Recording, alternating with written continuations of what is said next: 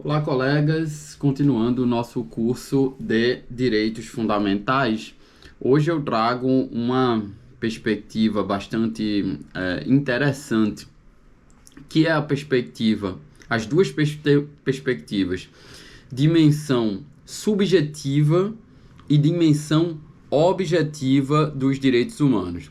Uma dimensão ou dos direitos fundamentais. A dimensão subjetiva é uma dimensão clássica, muito comum. A dimensão objetiva é uma dimensão muito mais moderna, muito mais sofisticada e que é característica do nosso pós-guerra. Mas eu ainda vou falar com vocês sobre essa questão. Dimensão subjetiva. Os direitos fundamentais, eles são pensados sob a perspectiva de indivíduos que estão inseridos em uma relação jurídica. Então, o que é uma relação jurídica?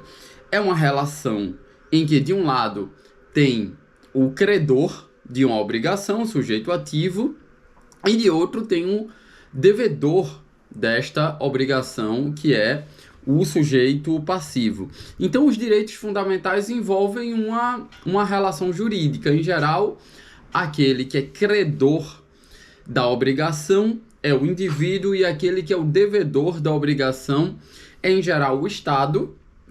Quando a gente fala em uma dimensão vertical dos direitos fundamentais, mas que pode ser um outro particular quando a gente vai falar em dimensão horizontal dos direitos fundamentais, ou eficácia horizontal, que a gente ainda vai abordar nesse nosso curso de insights.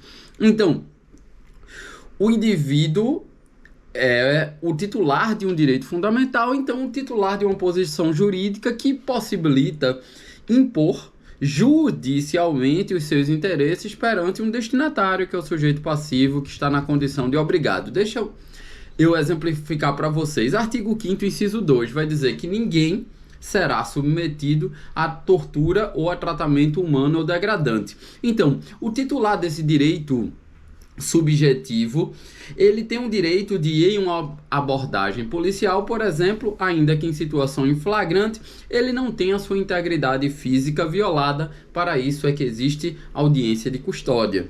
Outro exemplo. Uma criança, ela tem um direito subjetivo de ser matriculado em escola pública. Artigo 208, parágrafo 1º da nossa Constituição.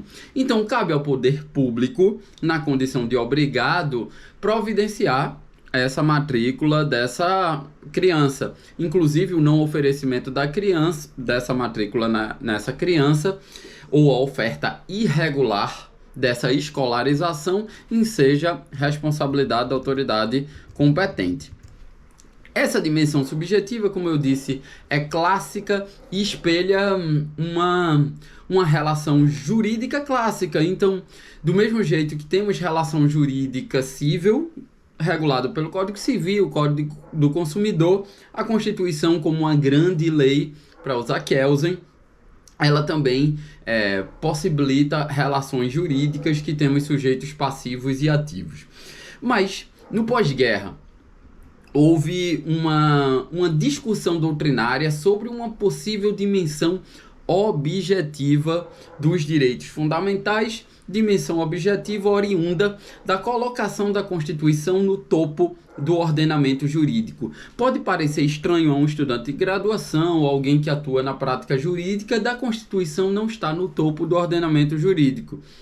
Mas, na década de 80 para baixo no Brasil e na década de 50 para baixo na Europa e Estados Unidos, o professor de Direito Constitucional era um professor semelhante a um artista circense. Não que o artista circense não é valor, não tem valor, mas é que ele é só um artista. Então era como se o professor de Direito Constitucional ele fosse um artista, tivesse a mesma consideração dos alunos que os alunos têm a um professor de filosofia do direito ou antropologia jurídica.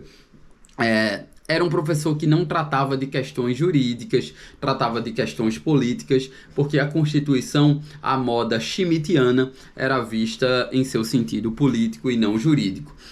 Pós Segunda Guerra Mundial, após os desastres dos sistemas totalitários, nazismo, fascismo e o socialismo real, passou-se a considerar que a Constituição era, sim, uma norma jurídica, passou-se a considerar com mais força que a Constituição era uma norma jurídica, como Kelsen já defendia e Conrad Hess vai defender no século XX, segunda metade do século XX. De modo que essa conjuntura que tem a ver com debate sobre regras e princípios, tem a ver com a consideração valorativa da Constituição, tem a ver com a aproximação de direito e moral, tem a ver com a questão da nova retórica, a partir principalmente de 1953, com a publicação de Tópica e Jurisprudência, de Fivek. A Constituição passa a ser essa norma jurídica. Logo, a Constituição não espelha apenas uma relação jurídica onde temos sujeitos passivos e ativos nessa relação parecida com o direito das obrigações.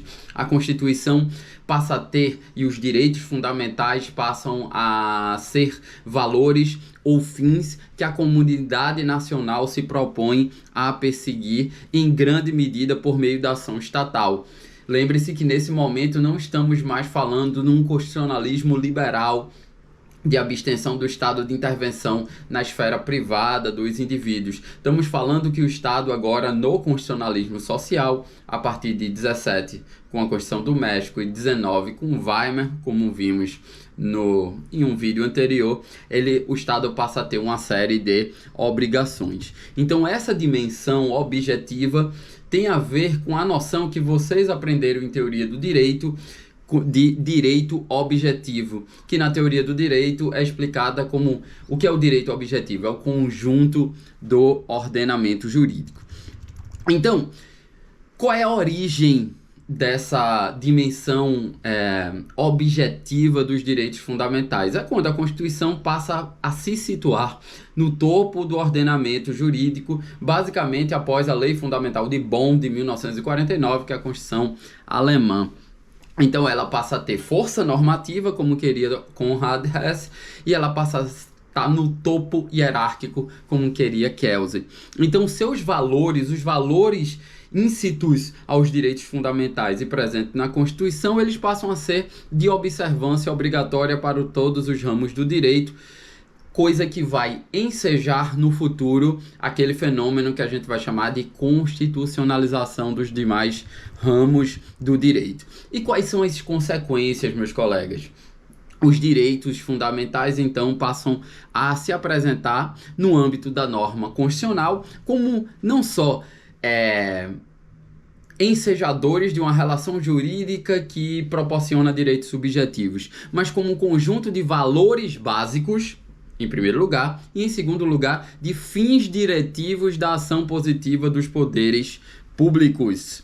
Estamos falando de um constitucionalismo em que o Estado tem as suas obrigações. Então, um exemplo de valores objetivos básicos. Pense no artigo 3º, inciso 1 da nossa Constituição, que estabelece os objetivos da República Federativa do Brasil, dizendo que ela tem que ser uma república mais justa, mais livre e mais solidária. Ou no artigo 4º da Constituição, que fala qual é a postura do Brasil no âmbito das relações internacionais.